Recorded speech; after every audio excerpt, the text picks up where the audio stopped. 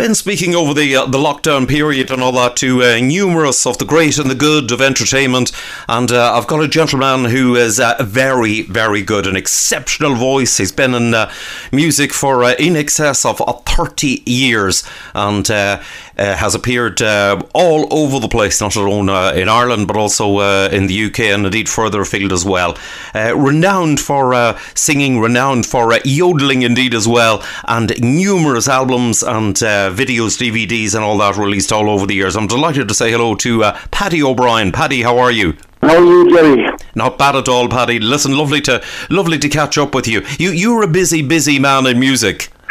Yes, indeed. Up until, of course, like everybody, up until sadly COVID-19 came into play. I think, I was busy in the business because I was also in between time, Jerry. I would have kind of recorded an album mostly every year, and indeed, as well as that, I would have ran music events both in Lawless Hotel in Dungarvan, County Waterford, and White's Hotel in Wexford, and I would do 2 weekends there and around February time, and then in June I would do a weekend in White's and Wexford as well, and in October Lawless, and then again in November White. So that's plus doing live gigs and indeed recording kept me very busy. But as I said, that suddenly came to a halt on the 12th of March.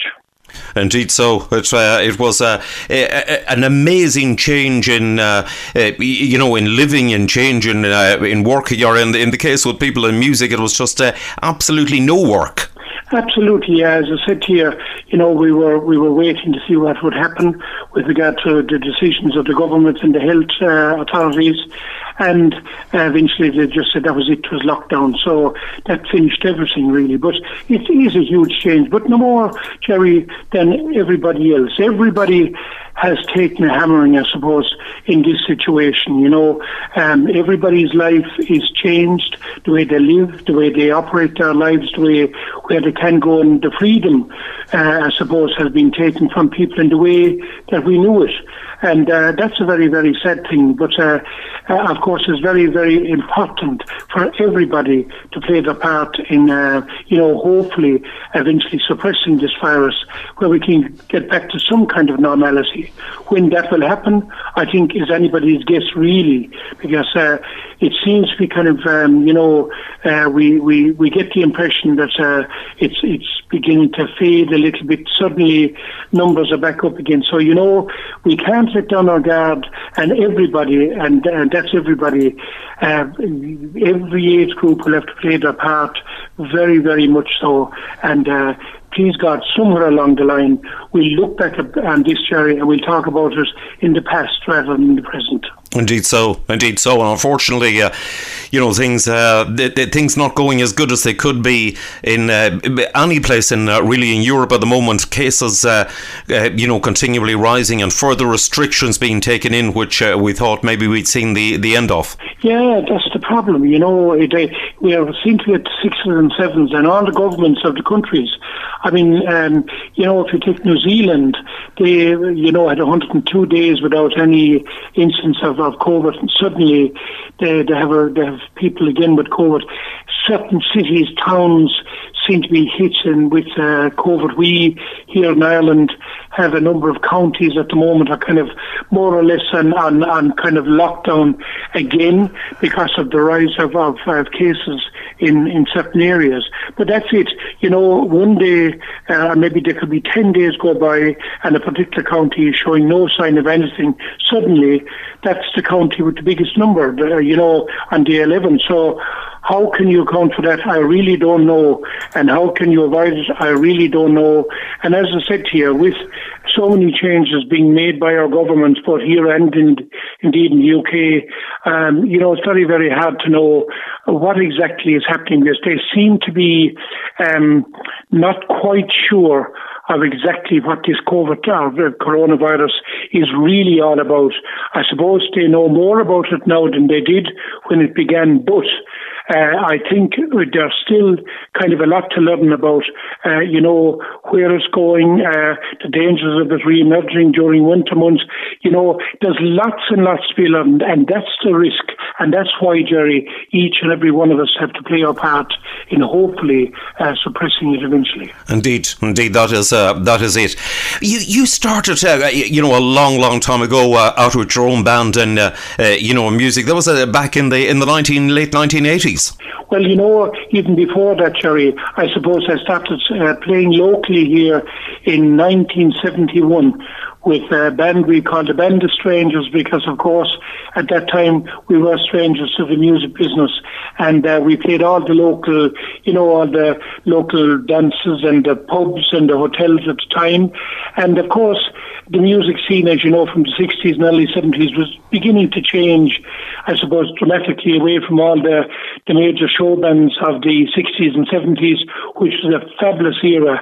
That was beginning to change, and the disco was about to kind of hit the scene, and the whole way, again, music was being presented was changing. But thankfully, we were kept busy in the local scene, and many other groups, of course, as well.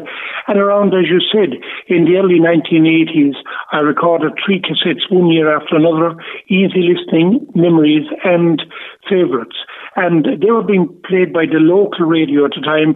Of course, then it was the pirate radio stations, but local radio has played a huge part in the the rise and the continuation of live music. Let it be country or Irish or whatever it may be, whatever kind of music people are playing. There's a program on local radio to suit everybody, let it be pop or whatever. And, through local radio, all types of music kind of held and began to grow. And country music particularly, I think, grew very strong. And around the late 80s then, I had an opportunity of going to Holland to represent Ireland in a kind of a Eurovision of country music, I suppose. And when I came back, I formed my band, and we started travelling the highways and byways, and Jerry, basically the rest is history. Indeed, so you had an astounding success, and it's quite amazing. Like, that it's gone on for for so long, and I think it's a tribute to your own talents and abilities that that you've been able to do that for that long period of time, and it's absolutely fantastic to see it on the weekends, where I know of people who've been to your weekends and they said they're absolutely fantastic and they really love them.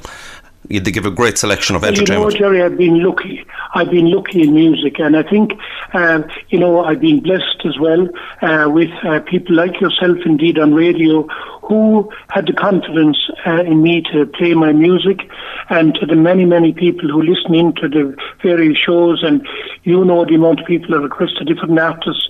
Everybody have their own favourite singers and so on and so forth.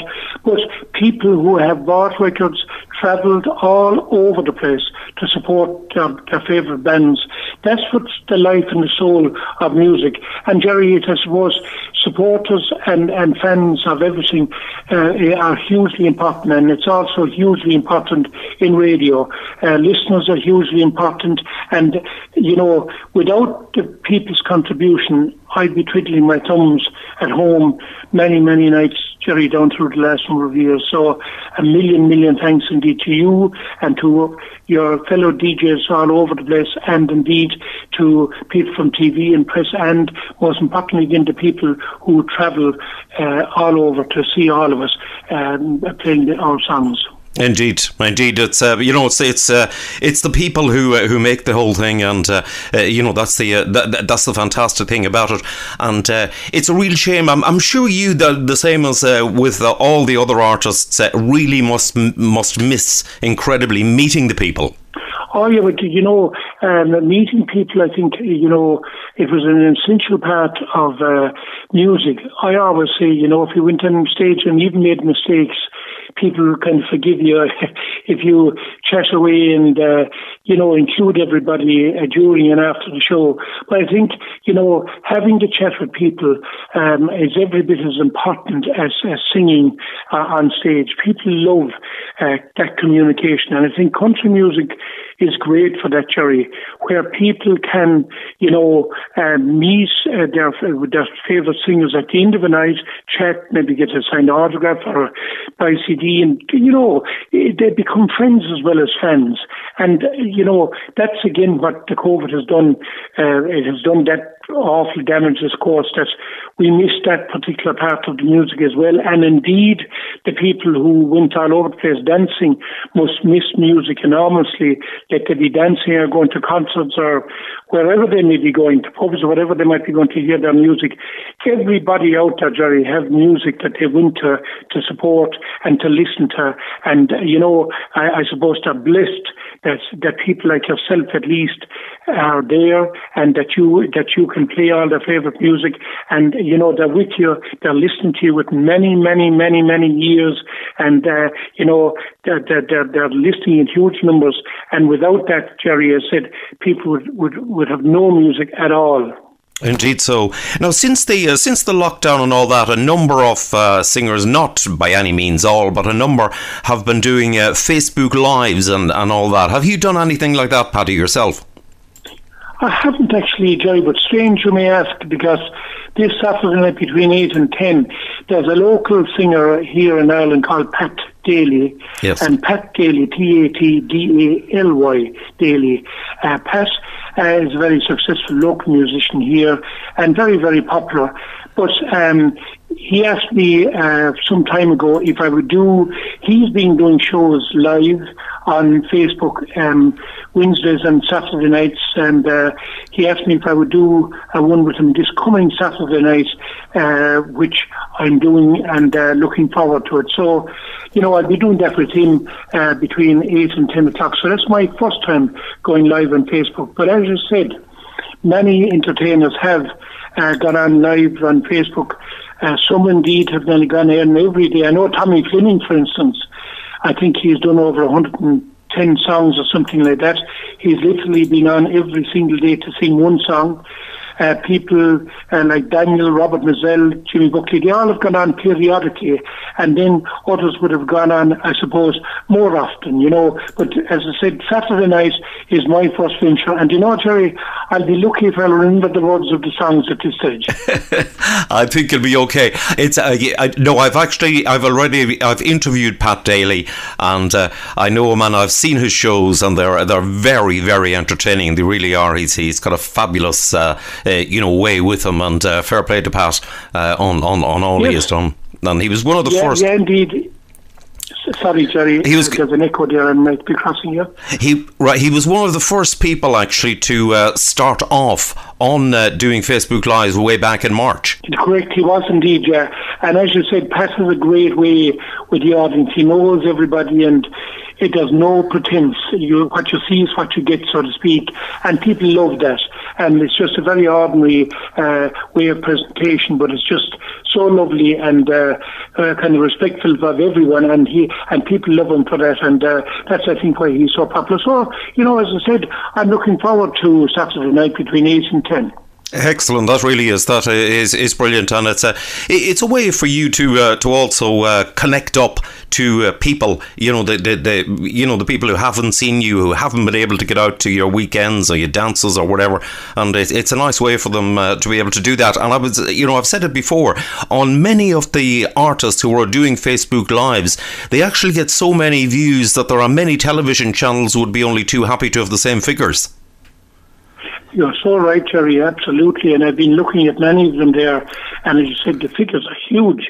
And again, it just goes to show the interest and the love of music, and how people are missing it. And I suppose anything that will come on that will present music in any shape or form, people love it. And, that's the most important thing. And I think, people are, I suppose now, again, with the change of lifestyle and so on and so forth, more people are certainly listening to radio, and I think more people probably be watching TV, but certainly I think people are looking, for things to do and to occupy themselves and so on. And it's great at least to have that Facebook as well as all the other areas of music. As I said, like yourself on radio, which is a huge way of presenting music to the people, and has been, as you know, like you've been doing your show, Jerry, since God knows, I can't remember how long, but I remember chatting to you at the very beginning, and my God, that's many, many years ago.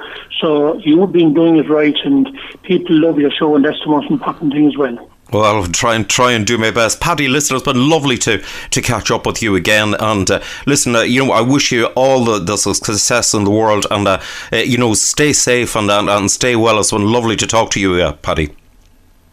Jerry, it's been a great pleasure for me, and a million thanks to you, as I said, for your continued help and support for everybody in live music, and for doing so much down through the years for music, and indeed for all your listeners as well, because they love the friendly voice, and it's part and parcel of their listening, and that's what they love. And a million thanks to Jerry, and again to everybody out there. I suppose we are all so sad for the misfortunate people who have lost loved ones at this time, and thinking of them, and also thinking of people in hospital and people who are confined to homes and so on, and home. But just letting people know that they're very much in our thoughts and prayers, and please God, as I said, we'll all meet again in better times. And a million thanks, Jerry, and to you and your listeners, stay safe and well.